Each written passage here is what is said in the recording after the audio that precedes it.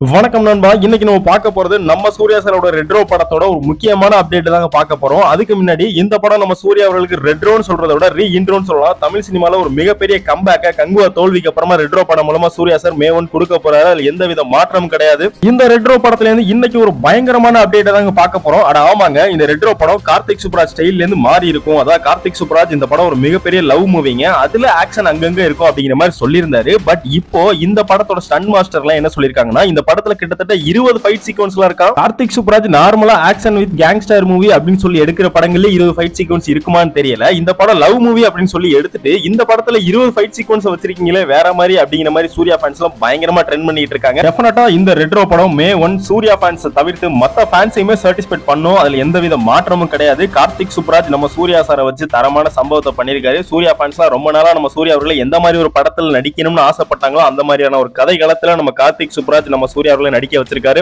Okay நண்பா, இந்த video பாக்குற நீங்களே சொல்லுங்க, என்ன போலவே மே 1 ரெட்ரோ படத்துக்கு பயங்கரமா வெயிட் பண்ணீங்கன்னா கமெண்ட் பாக்ஸ்ல #ரெட்ரோன்னு கமெண்ட் பண்ணிருங்க. நம்ம சேனலை மறக்காம சப்ஸ்கிரைப் பண்ணிருங்க. இந்த வீடியோவை உங்களுக்கு தெரிஞ்ச சூர்யா ரசிகர்களுக்கு ஷேர் பண்ணுங்க. தேங்க்யூ நண்பா.